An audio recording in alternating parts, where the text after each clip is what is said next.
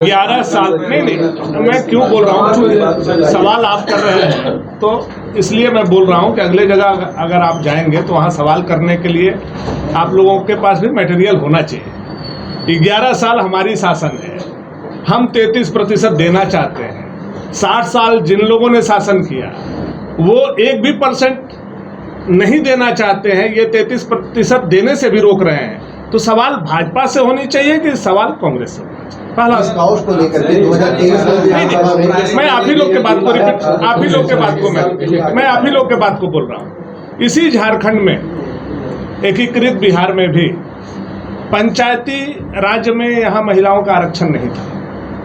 Bharatiya Janata party की अर्जुन मुंडा जी के नेतृत्व में सरकार बनी और 50% आरक्षण हम लोगों ने पंचायती राज में दिया।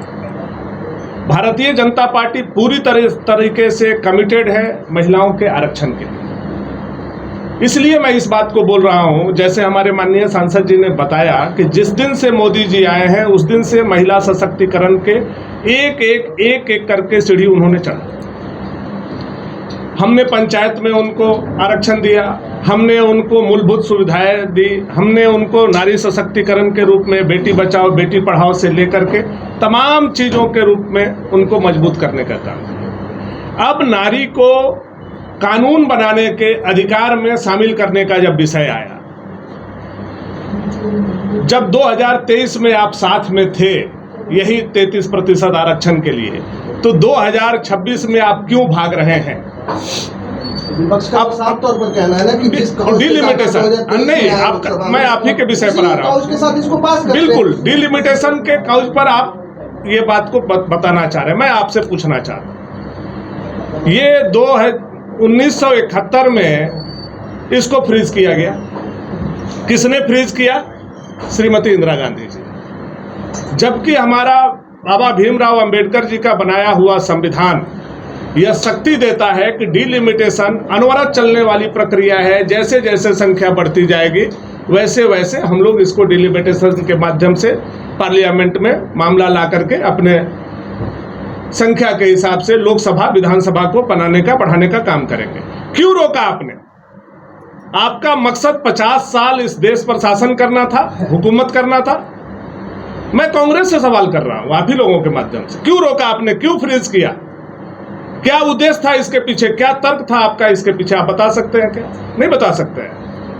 अब जब तमाम प्रक्रिया अड़चन को दूर करते हुए 2026 उस 50 साल को हम लोग पूरा किए, मोदी जी ने बड़ी ईमानदारी से इस बिल को लाया, वो 50 साल पूरा होने पर, तो कांग्रेस को इसमें सपोर्ट करना चाहिए था कि नहीं करना चाहिए था?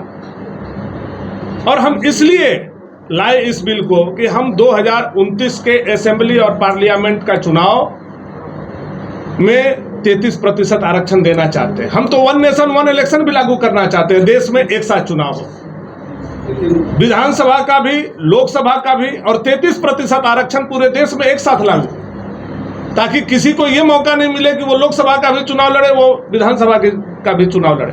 अलग अलग जब चुनाव होगा तो अगर जो विधानसभा में हारेगा वो लोकसभा में लड़ेगा, जो लोकसभा में हारेगा वो विधानसभा में लड़ेगा। बिल्कुल क्लियर कट मोदी जी का जो सोच है वो महिला के हित में है, देश की आधी आबादी के हित में। 70 करोड़ महिलाओं का हत्या करने का जुर्म अगर आज किसी ने किया है तो कांग्रेस पार्टी ने किया, और कांग्रेस के हाथ में वो हथियार पकड़ाने का किसी ने काम किया है तो ममता बनर्जी ने किया है, अखिलेश यादव ने किया है।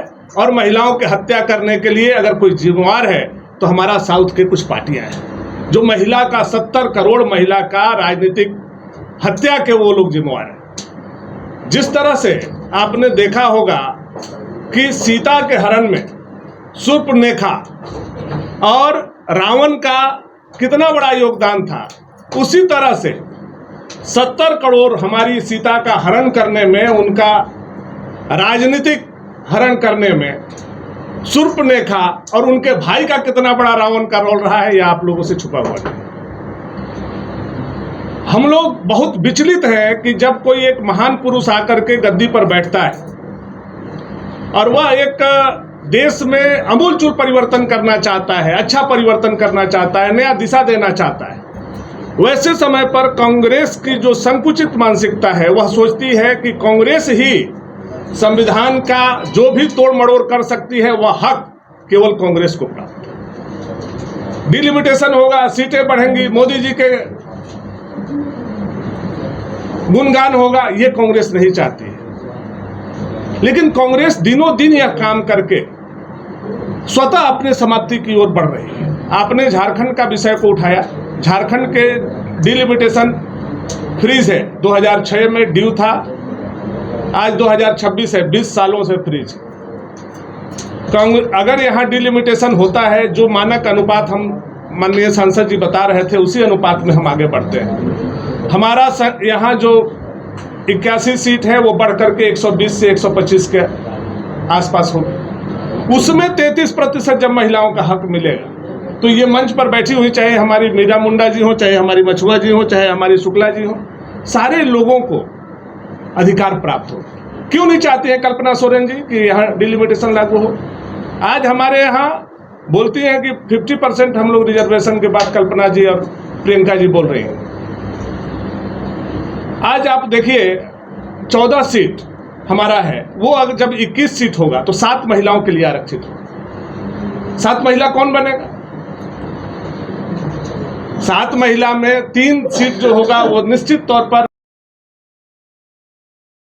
महिला ही बन करके जाएंगे। आपने उनको मारने का काम किया है, उनके हक को छीनने का काम किया है। और बड़ी बड़ी बात आकर के आसाम से आकर के ये बंटी बबली जाकर के आसाम में ये बंगाल में घूम रहे हैं और धोखा दे रहे हैं यहाँ के आधी आबादी को।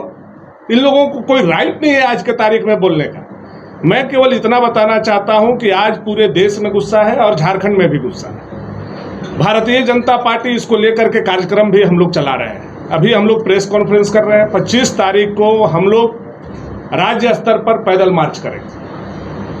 हजारों हजार की संख्या में हमारी महिला नेत्री, महिला कार्यकर्ता रांची के सड़कों पर उतरेंगे और जन आक्रोश के साथ यह बताने का काम करेंगे कि मोदी जी हम आपके साथ हैं और कांग्रेस के खिलाफ।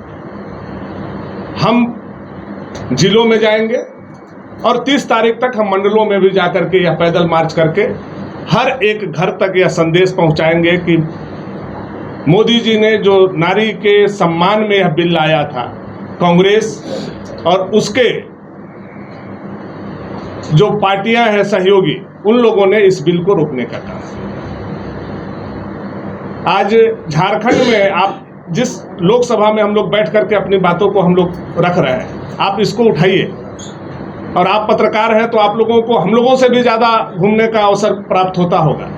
आप चले जाइए, ये बॉर्डर कहाँ से शुरू हुआ है, पश्चिम बंगाल से, और कहाँ तक ये लोकसभा जाता है, रांची के बॉर्डर।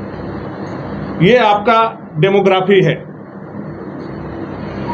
6 विधानसभा एक लोकसभा में है। अगर इसको चारों तरफ से आप लोग देख लीजिए कि कितने पेरिफेरी में है, तो लगभग 700 किलोमीटर में ये आपका जमशेदपुर लोकसभा है। आप चाईबासा चले जाइए, सारंडा, इतना बड़ा जंगल, दुनिया का सबसे बड़ा जंगल आप बोल सकते हैं उसको, सारंडा। आप उठाइए छत्तीसगढ़ का बॉर्डर, आप उठाइए उड़ीसा का बॉर्डर, आप चले जाइए झारखंड का बॉर्डर, आप चले जाइए छत्तीसगढ़ का बॉर्डर, उतना दूर तक आपका चाईबासा आपका बगल का लोकसभा से। यह डिवाइड होना चाहिए कि नहीं आज की तारीख में? लोगों की आवश्यकता है कि नहीं? हम पंचायत छोटा बना रहे हैं, विधानसभा भी छोटा हो, हम ब्लॉक छोटा बना रहे हैं, जिला भी छोटा हो, हमारा लोकसभा भी छोटा हो, हमारा विधानसभा भी छोटा हो, ताकि अधिक से अधिक जनप्रतिनिधि जनता के काम को पूरा कर सके। तो मोदी जी का बहुत स्पष्ट सोचना है, जिस पर ये कांग्रेस ने धूल धूसरित करने का काम किया है। और इसका जवाब आधी आबादी के साथ साथ जितने भी संवेदनशील लोग हैं वो उसका जवाब है। चेयरमैन तो बोल रही कि भाजपा जो है डिलिमिटेड परिसीमन का चुनाव होड़ करके कुल मिलाकर से महिलाओं को घर रहने का मकान भर नहीं, ये खुशियों की तिजोरी है। दरवाजे पर दस्तक देता पड़ोस, खिड़कियों से उमड़ आता आसमां, तारों में उलझी ऐसी ना जाने कितनी दास्तां। कहती हैं चले डायमंड सिटी, एक सफर हम सफर के साथ अपने घर तक। Diamond city, life long bonding, 500 से ज्यादा खुशहाल डायमंड परिवार। जल्दी करें, सिर्फ 200 फ्लैट बाकी। आज ही बुक करें अपना आशियाना।